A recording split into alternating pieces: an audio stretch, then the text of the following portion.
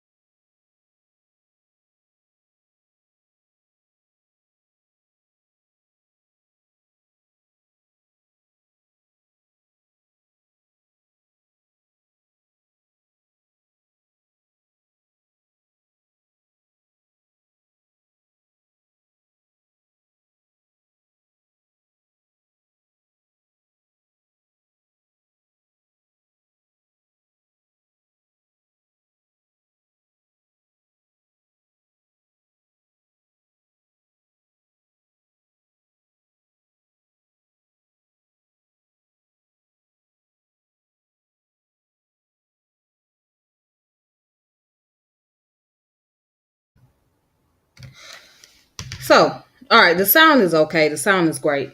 Sorry about the long delay. I was trying to make sure everything was good. But let's go ahead and get into the subject. So, it's not often brought up as far as the history about the suburbs and how African Americans were able to make their transition from the inner city environment to being in a suburban community. Okay. So I want to bring that up because that's very important. Also, I want to talk about suburban poverty as well, because that's another thing that a lot of people don't know about is suburban poverty. Just like you have poverty in the hood, you have poverty in the suburbs. But the only difference is the suburbs just happen to look more classier than the hood. However, it goes through the process of transitioning. See, it's like once the people who are the oppressed group move into a certain community, guess what? Poverty follows right along with them. Now, unless they live in a mixed community, right? Or a multi-ethnic community, okay? Then, it fluctuates. You don't have to worry about as much poverty. But if you got more African Americans moving into the suburbs, 9 times out of 10, and this is just his history in itself. This is very historical. 9 times out of 10, there's going to be poverty because coming from where we come from as a people, we don't have generational wealth. We don't have money. We don't have legacy. Okay, and once we know that history about slavery, this is why we have to study slavery very closely. This is why we got to understand it because this plays into why we are at where we at today. Okay. There's an article, and I'm going to pull this article up later on, but this article states that it will take about 229 years before the African American family catches up with their white counterparts. That means that it's going to take a long time for us to generate wealth within our community because we don't come from that as a collective. Now, I'm not talking about individually, okay? I don't want to hear about Puff Daddy and Jay-Z and all of them. Hell, Jay-Z and Puff Daddy didn't come from no generational wealth either. Okay? All right. And how they made their billions, they didn't make their $1 billion off of just selling music. Okay. They had to get endorsement. They got deals. They started clothing lines. They was able to do commercials. All right. So we have to get honest about that. We really have to get honest about the whole thing about people, African Americans living in the suburbs and living in poverty while they in a suburban community. Now we talking about collectively once again. But anyways, let me go into the information. All right, and shout out to the chat. What's going on? What's up? Shout out to the chat. I see you. All right, so I want to share some information with you guys. Now let's go to blackpast.org, right? Now watch this.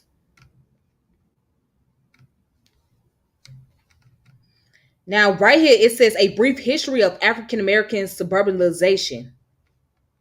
It says, although Black Americans have lived on the outskirts of major American cities since colonial times, Black suburbanization, that is the significant presence of African Americans in the suburban communities, is a post 1960 phenomenon.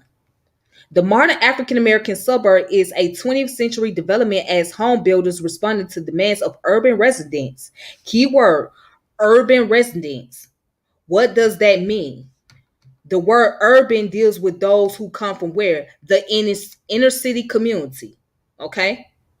Now, let's get back to this. It says the demands of urban residents for neighborhoods that were less densely populated than crowded inner cities. All right? Built sprawling communities on the outskirts of American cities. The federal government played a key role in this development by supporting 30-year home mortgages beginning in the 1930s, enacting the GI Bill in the 1940s, and building the National Interstate Highway System beginning in the 1950s, which allowed white people to move into these outlying urban areas. And it says the federal government also played a central role in making race a key factor in suburbanization by creating and supporting redlining, which kept most African Americans, regardless of income or economic status, in inner cities. And it says redlining, along with privately organized restrictive covenant agreements among white homeowners to exclude African Americans and other people of color from neighborhoods, were legal through the early 1950s and continued to impact Black housing choices well into the 1960s, even after they were officially outlawed. When laws were not enough, white residents often resorted to violence, as in the 1951 Cicero riot in a Chicago suburb, to keep African Americans out of suburban areas. As a consequence, as late as 1960s, only 5% of African Americans in standard metropolitan areas lived in suburbs. As you can see, now at that time, it was only 5% of African Americans. So that means that majority of Black folks had a hard time getting into the suburban community. And every time they was trying to go into these areas, white people were picketing. They were protesting. They started riots because they did not want Black people in the suburbs, whether it be in the South, whether it be in the North, whether it be in the West Coast. That's what was going on, because they felt like the suburb was designated for them. It was not designated for the African Americans. So African Americans had to go through the fight and struggle just so they can live comfortably and be able to get their kids in decent schools and decent areas. All right. But then let's go ahead and skip on down real quick. Watch this. It says the civil rights movement in the 1960s began to challenge housing discrimination in all forms, while the movement and particularly the effort to eliminate housing discrimination was not specifically directed towards suburban areas. Once an anti-housing discrimination law were in place at the state level, and most importantly with the 1968 Civil Rights Act, which target housing discrimination, Black access to suburbia rose dramatically.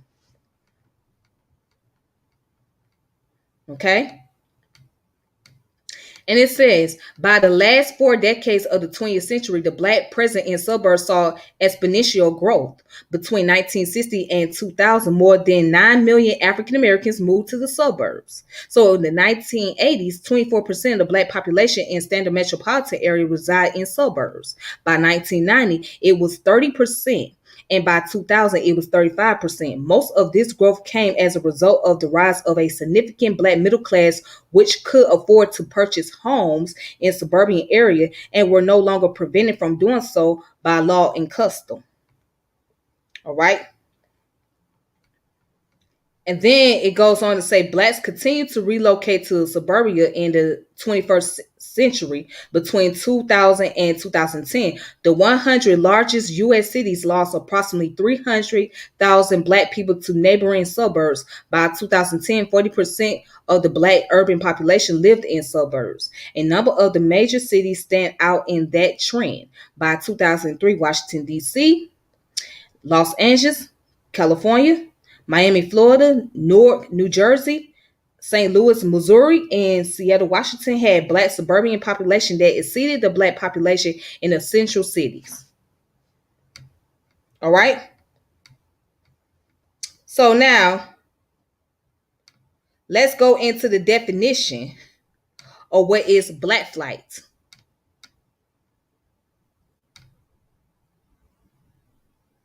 So let's talk about that. And that information that I was reading to you guys came from blackpast.org. Now you can go over here on Wikipedia. Watch this. Let's look at what Black flight is. Check this out.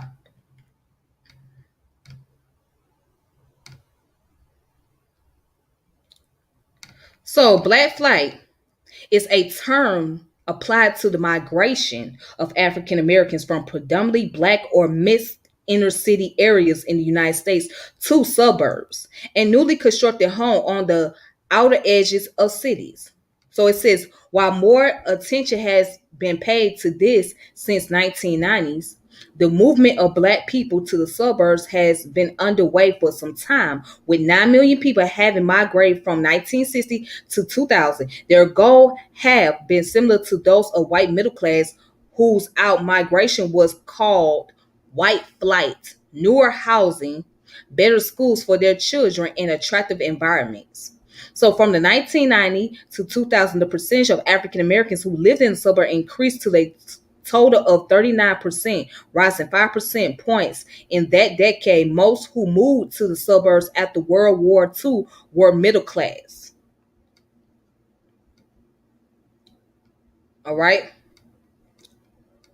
So now it says early years of residential change accelerated in the late 1960s after passage of civil rights legislation and its segregation. African Americans could exercise more choices in housing and jobs. Since 1950, a period of major restructuring of industries and loss of hundreds of thousands of industrial jobs in Northeast and Midwest cities began.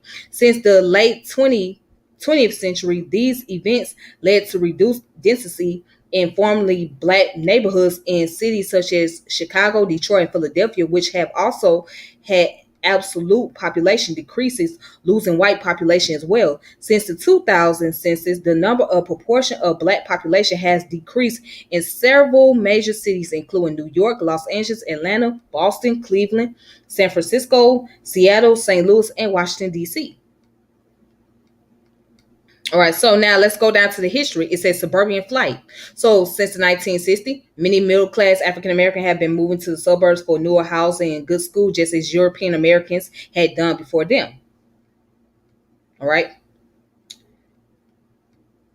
So, and then it goes down to say, as Seahawker writes, the fact is African Americans desire the same things all Americans want for their families, employment opportunities with well-paying position that can keep up with or stay ahead of the cost of living, the chance to own affordable homes in safe neighborhoods, quality option for educating our children, and the social and cultural amenities that makes it all worthwhile. Right now, the South, more than any other region of the country, is living up to that promise. And that is true because we can see as of right now, there is more and more people coming from up north coming to the South. Where at one point in time, it was more Southern people migrating to the North. Now you got more people from the North coming to the South and they flocking to the suburbs. They moving into the suburban areas. All right. So they come to places such as Atlanta, Houston, Miami. Let's see, what other city? Dallas, just to name a few. Memphis, just to name a few. So a lot of them come to the South, but they move into the suburban communities. Okay. But again, there is a lot of challenges and hardship going on in the suburbs. But and there are those who are successful at being able to have great opportunity working as a executive manager or assistant manager, general manager for a company, to own their own businesses, to starting up their own business, right? Or having some type of partnership. A lot of them become successful. And then there are those who don't gain as much success and they get disappointed and they go back to where they come from because they see that, well, it's not what I really thought. So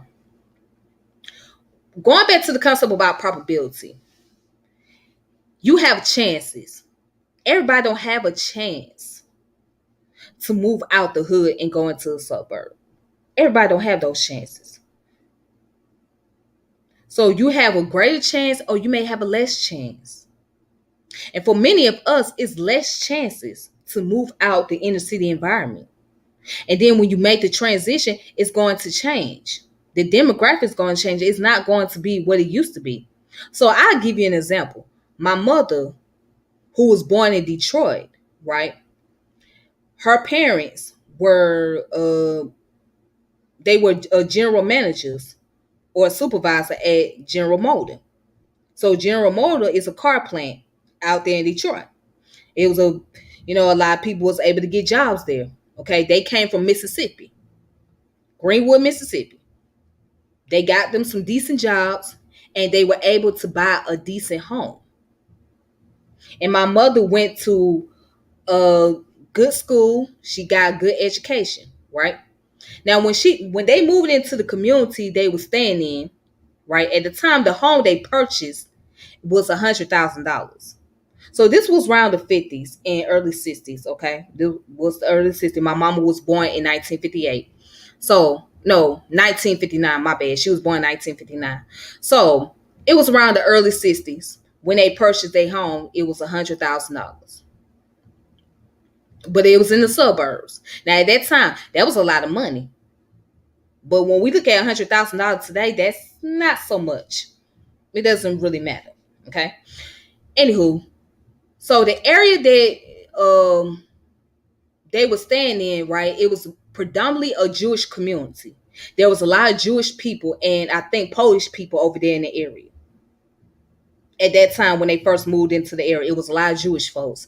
Then when those people moved out of the community, then there was the transition that was taking place. It was happening over time because for one, there was the riot, Detroit riot that took place in 1967. And then two, a lot of the car industry plants, they moved up out of Detroit and went elsewhere. So that brought down the economy significantly because the plant was what kept the money going in Detroit. But once they had moved out, it started to decrease. It started to decline. So the neighborhood that my mother once knew as the suburban community started to make a transition to becoming the inner city. Because then when you got up to the 80s now, here come the 80s. This is what? The whole war on drugs. That's when the crack cocaine hit very hard, especially for the African American community. That really brought down the housing marketing real bad in Detroit. It brought down the housing marketing. So as my mother was seeing this going on, right? All the things that was taking place, her neighborhood that she once grew up in as a child, it started declining. Housing started to like lose its value. And the homes that were abandoned, they were no longer there. They were torn down because they have a some type of ritual up there where they burn down homes, old houses, abandoned houses. They'll burn them down. Why? I don't know why they do it, but they do it. You know what I'm saying? So, like when I went up there, and that was back in 2002. The last time I went up there, it was nothing but land. It was a bunch of land in the area where she was taking me to, the areas that she grew up in. It was a bunch of land. I was asking her, I said, well, Mom, why is there a bunch of land over here? Why is not too many houses? She said, well, they burn up houses here in Detroit. And those houses they burned out are abandoned houses. I said, really? She said, yeah. She said, they burn houses up here. Even like the church that she went to, where she grew up as a Catholic, that church eventually was no longer there. So I said, well, dang, yeah, this, damn. Damn, well, how did this city go from being what it was at one point in time to being where it's at?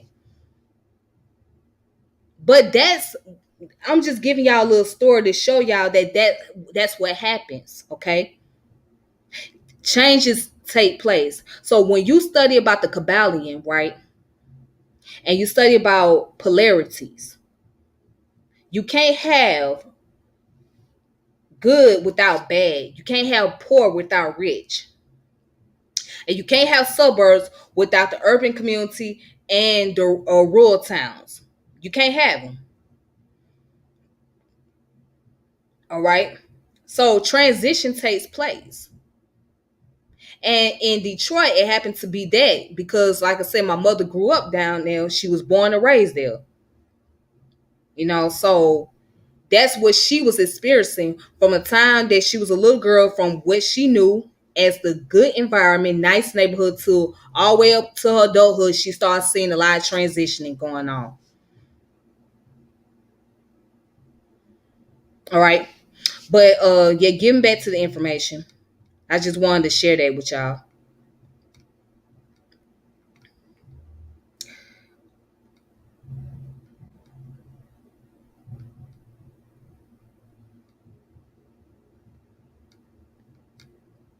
So as we can see down here, right?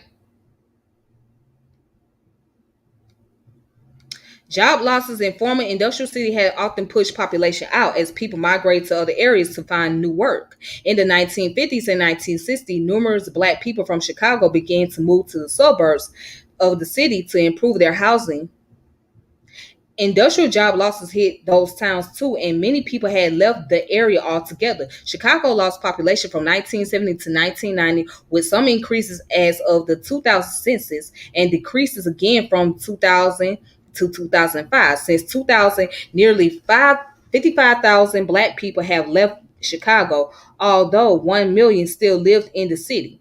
The migrants caused losses in businesses, churches, and other African American community institutions. The concentration of poverty and deterioration of inner city public schools in many cities also contributes to pushing black parents to move their families to suburban areas with traditionally better funded schools. Detroit and Philadelphia are two major industrial cities that have suffered dramatic population losses since the mid 20th century due to the losses of industrial jobs. Okay. And also, when we go down, we see that it says the reviews of 2000 census show that African Americans have also left New York, but continued in migration of young whites and immigrants have appeared to stabilize the white proportion of residents. Joseph J. Savo, director of the New York Department of City Planning's Population Division, noted the diversity within the white population as older Europeans are replaced by new immigrants, including the many Hispanics who identify as white. Similarly, black out migration from Boston since 2000 resulted in the cities becoming majority white again by 2006. So in 1970, at the peak of African American expansion in Washington, D.C., black people comprised 70% of capital's population. The percentage of black population has decreased significantly to 55.6% in 2007, down nearly 8% since 2000 and much more since the 1970s. All right, so I want to skip some of this information. So right here, let's go down to where it says the New Great Migration. So with the reverse movement of the New Great Migration, the South has been the gaining region for Black migrants from all other census regions, especially from 1995 to 2000. The chief gaining states have been Georgia, Texas, North Carolina, Florida, Maryland, Virginia, and Tennessee. In the same period, Georgia, Texas, and Maryland attracted the most black college graduates. Atlanta, Dallas, and Houston have the highest increase of African American, respectively. In a change from previous settlement patterns, new regional migrants settled directly in the suburbs in the areas of largest residential growth and often the location of jobs as well. In addition to Atlanta, the top metropolitan area attracting African Americans include Charlotte, Houston, Dallas, Raleigh, Washington, D.C., Tampa, Virginia Beach, San Antonio, Memphis, Orlando, Nashville, Jacksonville, and so forth. Now, you notice that most of these are southern cities, right? Because Atlanta is like the epitome of Atlanta has become the epitome of southern, not southern hospitality, but what I'm trying to say, it has become the epitome of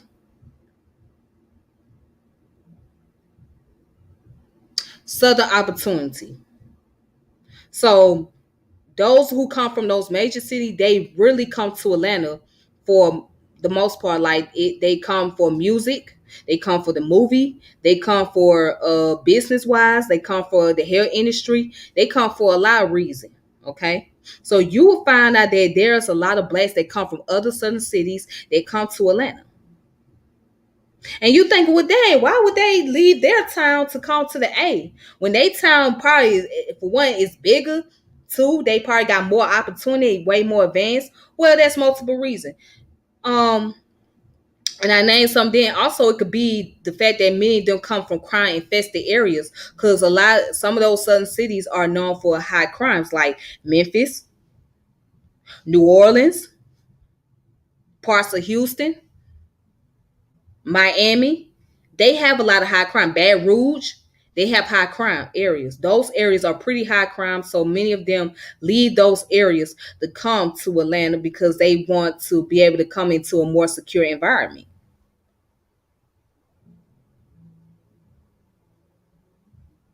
All right. But anyways, I'm not gonna spend too much time on this Wikipedia source. You guys can look up more information about this. Oh, but this is right here is very important where it says the economics disparities. Check this out. Check this out, check this out, check this out. I just want to read this part right here.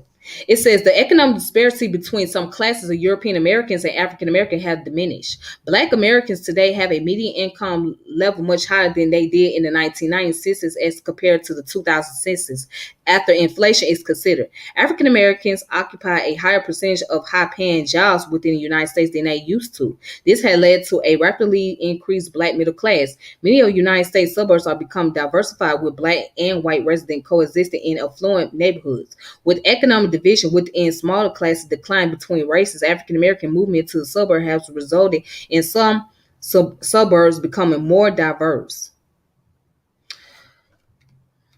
All right, so now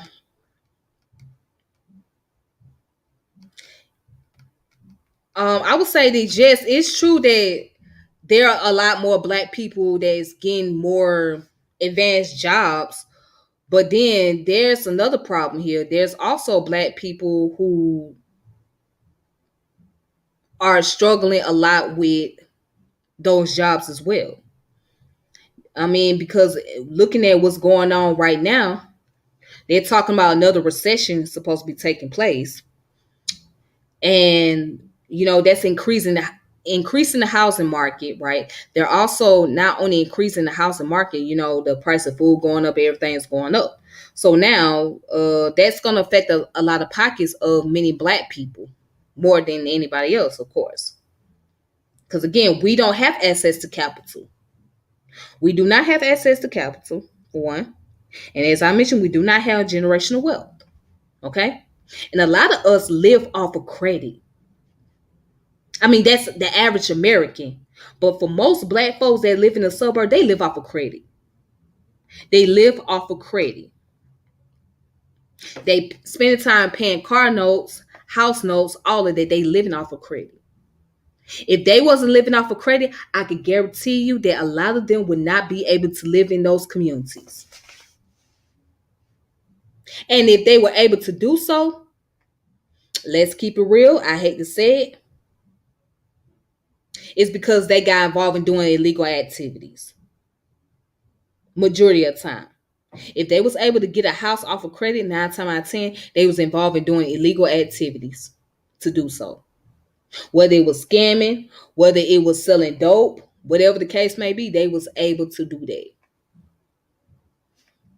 And they probably did not even put it in their name. They probably put it in somebody else's name. I mean, think about it. If you ain't got no credit, you're going to put in somebody else's name who got credit, right?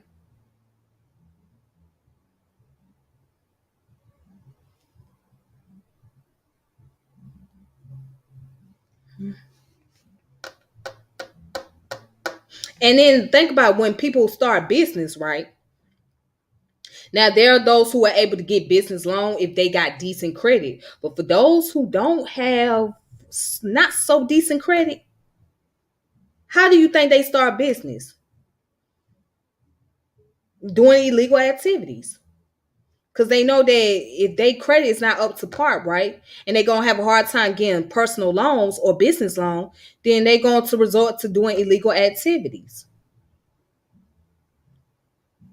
They're going to resort to doing illegal activities to get the business they want, to get things established.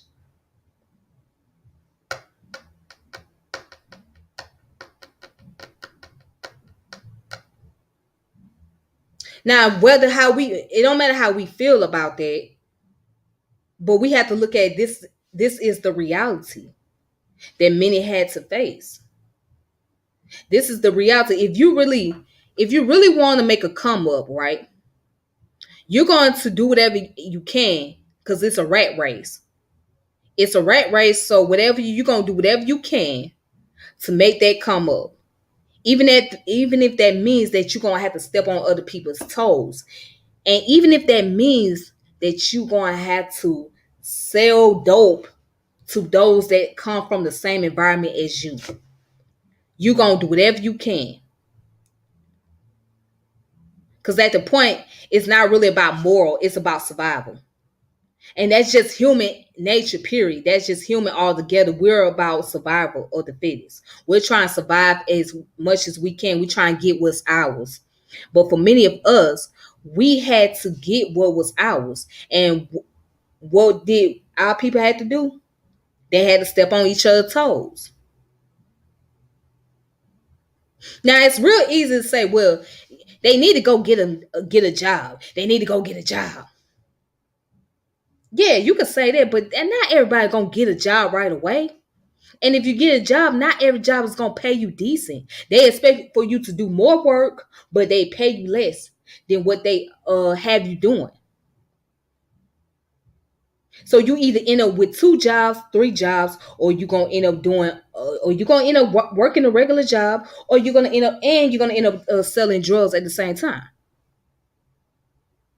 or doing something illegal while you working that regular job. It happens. Yes, you have people that's in corporate America. Yes, you have people that work in the workforce, right? But they also doing illegal activity at the same time to making sure they have enough money in their pocket.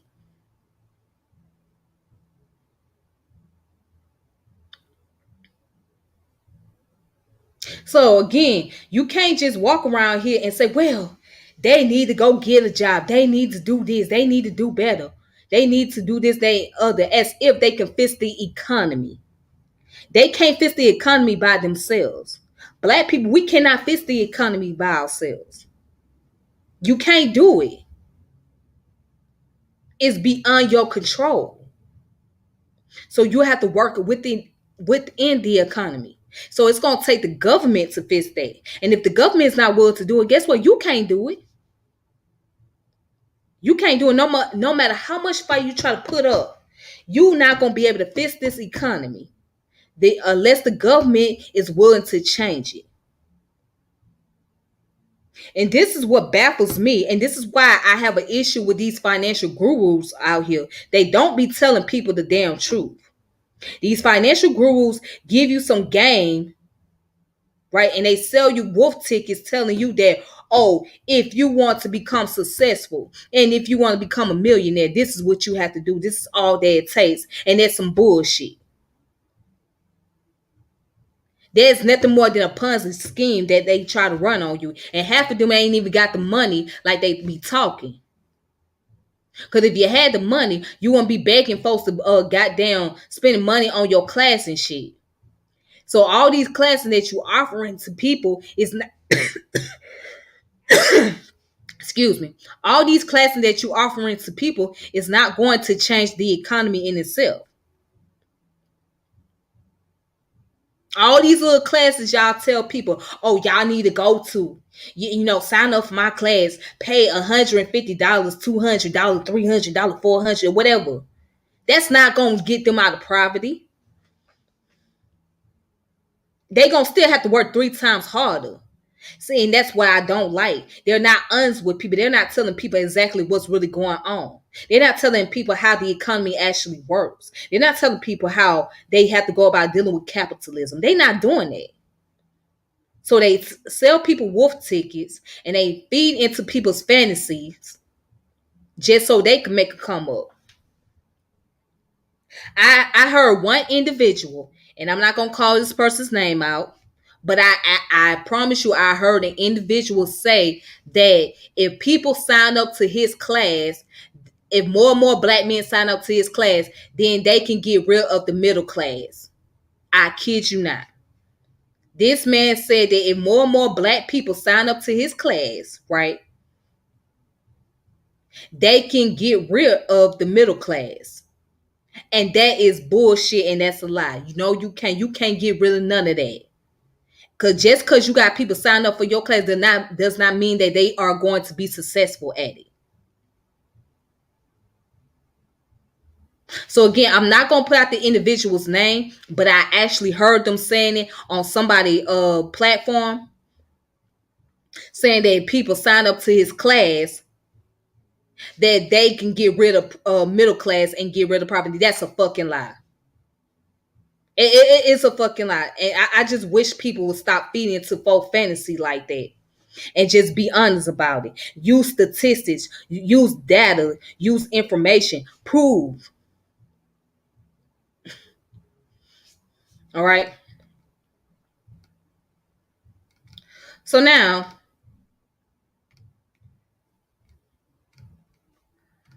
I want to also I want to show you guys what suburban poverty is, right?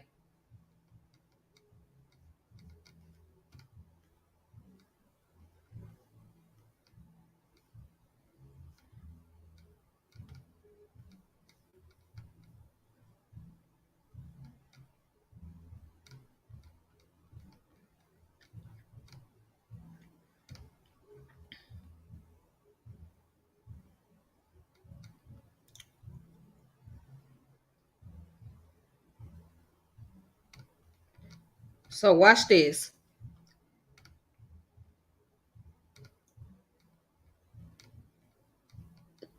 Suburban and poverty in the United States.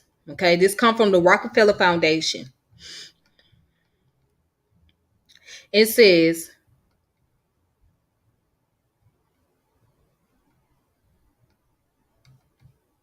suburban poverty affects over 16.4 million people across the U.S. and is growing rapidly, significantly outpacing the growth of urban poverty over the last decade. Experts suggest that the problem of suburban poverty is the new normal, while the basic needs of the poor in the suburbs are similar to those of the urban poor. Okay, such as education inequity, poor access to quality healthcare.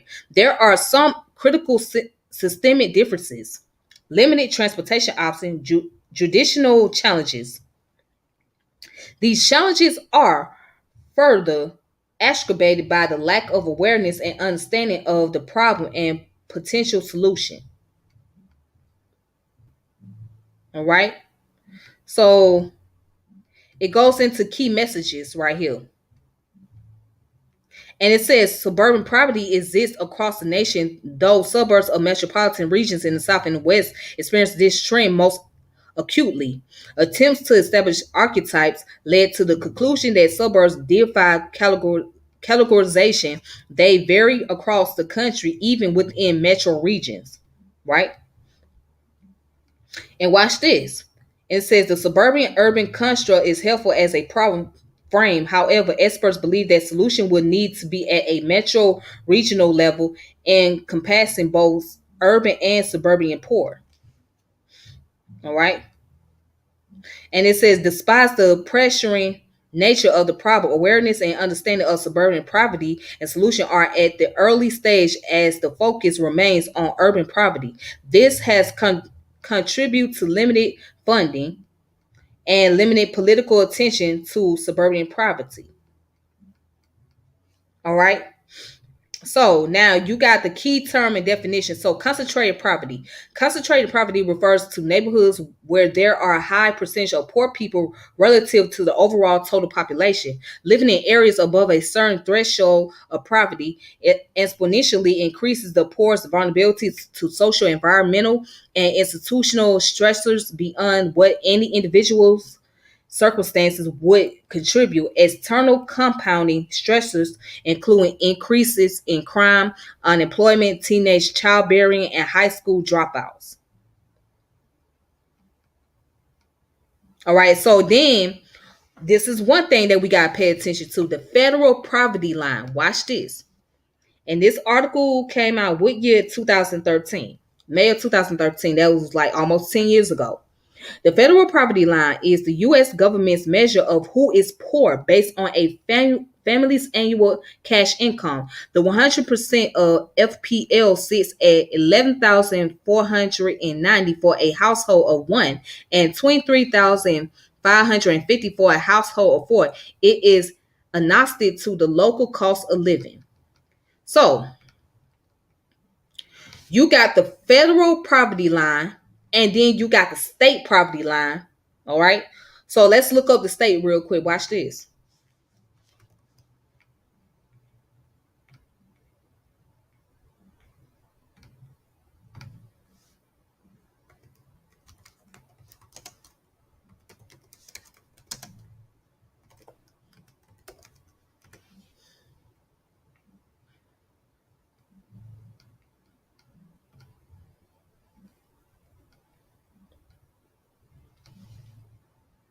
So I'm gonna use Georgia as an example. Okay. So each state is different, but I'm gonna use Georgia as an example.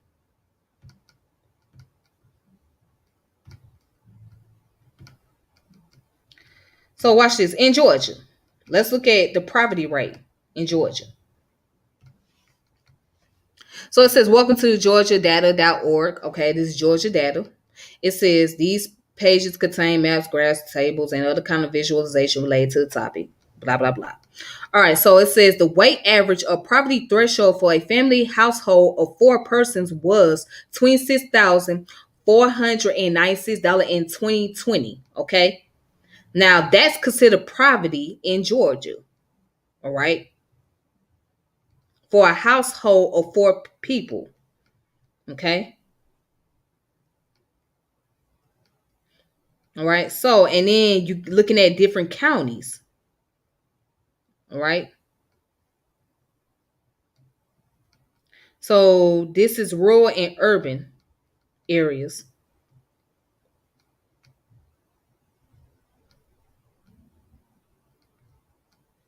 Okay. So, but that was the poverty level for a family of house. I mean, a family of four people, 26,000. So if you at 26,000 or below, you're considered to be poor. You're considered to be poor. All right. So I'm just showing you the example of how the state and federal look at poverty. So based on certain income, so you might think that you're making decent money, right? But the state might say that no, you don't make that much decent money. I mean, especially the amount of people that you have in a household. And the federal might say, nah, you don't make that decent money. So let's say you make 17.50 an hour, right? And you get a household of four people, you'll be considered to be poor.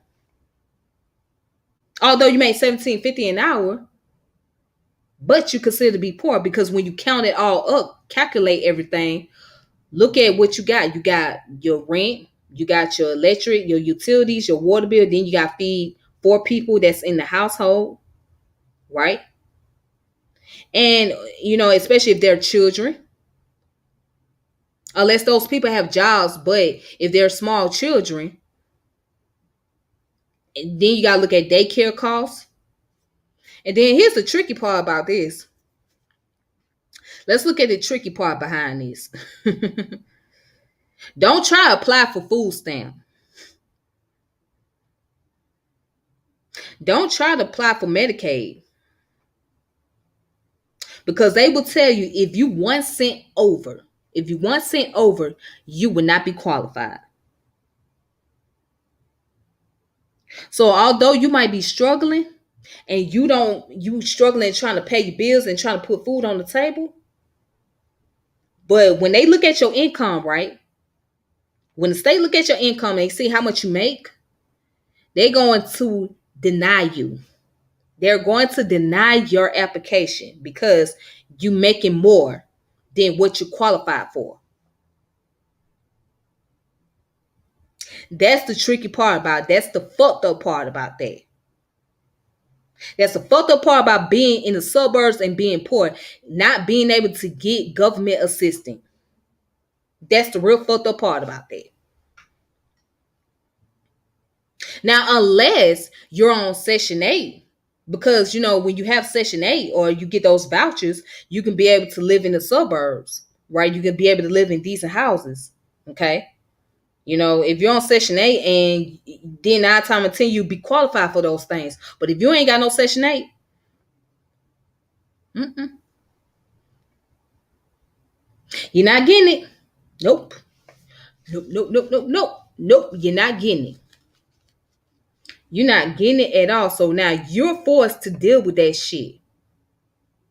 So if you paying car notes and you paying loans that you owe, and you paying your mortgage and your utility bills, and you struggling behind it trying to put, mm,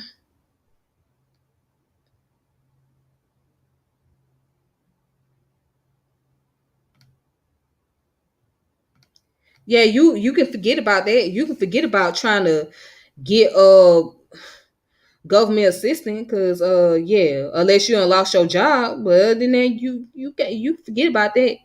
So if you making like $100,000 a year, or let's say you're making $96,000 a year, and you trying to get government assistance, it ain't gonna happen. It's not gonna happen. It's not. They're not gonna offer it to you.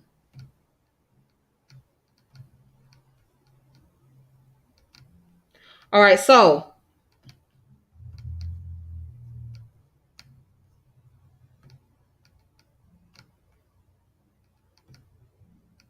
let's just go down to here, right?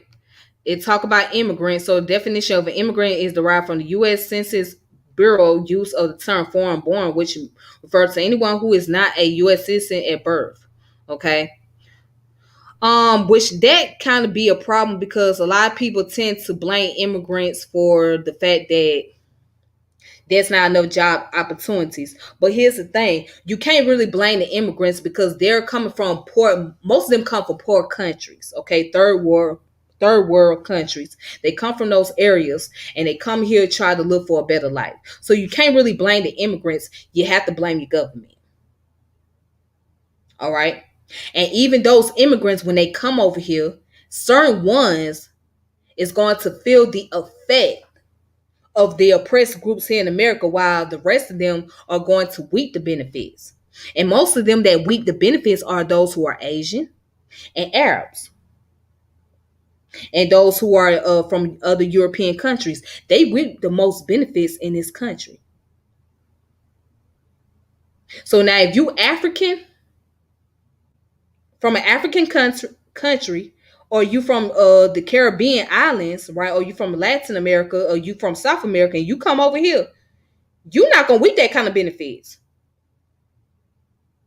You're gonna be net to net with the rest of us. You're going to feel that effect. You're going to feel the effect of racism. And there's only a few Africans that actually live the suburban life or that has that opportunity. Only a few of them. You're going to feel the effects. And I don't care where you born as a black person. You could be in the United States or you could be from another country. You're going to feel the effects of racism, and you're going to feel the effects of economic disparity. You're going to feel the effects of social discrimination. You're going to feel that effect because you're not as privileged compared to your Arab counterpart, your Asian counterpart, certain Latino groups, counterparts out there. You're not privileged like you think. And this is somebody who's born and raised in America that's telling you what it is.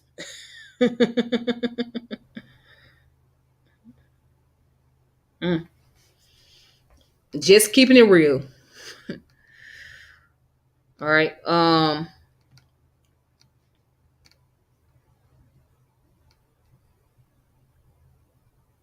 All right, so it goes into these terminology, etc. It says poverty is the measure in these material by income poverty, unless otherwise stated. Uses the U.S. Census Bureau's 100% federal poverty line. This measure does not account for other important dimensions of poverty, such as access poverty, annual consumption, or assessment of well-being. Hmm. So, what is the scale and scope of the problem? Why is the problem pressing? All right, so it basically goes into all of that.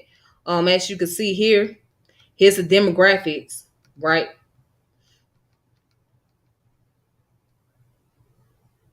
So it says the top five MSAs with the largest numbers of suburban poors. All right, that's the metropolitan areas. Watch this: Los Angeles, Long Beach, Santa Ana, California, 1.2 million. Right, New York, Northern New Jersey, Long Island, New York, New Jersey, PA, 9 million. All right. So Miami, Fort Lauderdale, Pompano Beach, Florida, zero point 0.8 million. Right, that's 8 million. And then it says Atlanta, Sandy Spring, Marietta, Georgia. Ooh, look at that. Look at that number. Chicago, Joliet, Naperville, Illinois. As you can see right over here. And then it goes to the top fives with the highest concentration of suburban poverty. And it talks about McAllen, Inburg, Mission, Texas, El Paso, Texas, 36%, 39%, Bakersville, Delano, California, 27%, Modesto, California, 23%, Fresno, California, 22%. All right.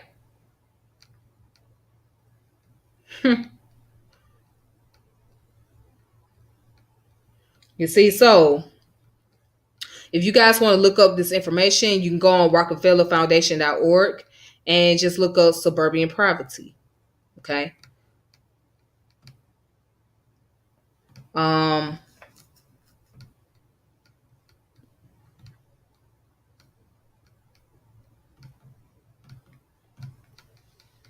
so I'm gonna skip some of this. I'm gonna give you guys the title of the books. So if you guys want to look in these books, I'm gonna tell you the name of the books. So the name of the book that you guys need to check out, right? One of the books is called Black Power in the Suburbs, The Myth or Reality of African American Suburban Political Incorporation, okay, by Valerie C. Johnson. So I will type it in the comment section. And another book is called How the Suburbs Were Segregated, Developers and the Business of Exclusionary Housing from 1890 to 1960. And this is by Paige Gosler. So, and here's the last but not least. All right, this one is called Confronting Suburban Poverty in America by Elizabeth Nieborn and Alan was it Baruby? I think that's how you say his name, Baruby. So, and also there's a book, well, a very popular book called The Color of Law. So I'm gonna go ahead and type all that in the comment section for you all. So if you're interested, you can check it out for yourself. All right. And then also I'll make sure I'll put these books in the description link as well. Okay. So let me go ahead and type it up for y'all.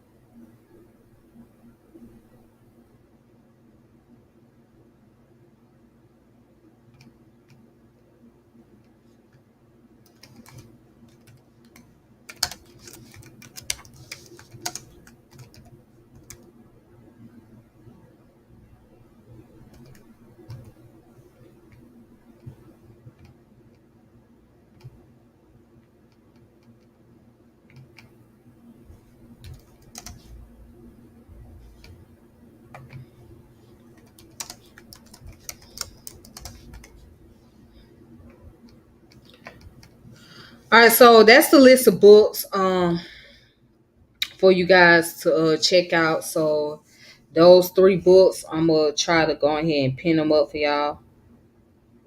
Hold up, if I can pin this, so let me see if I can.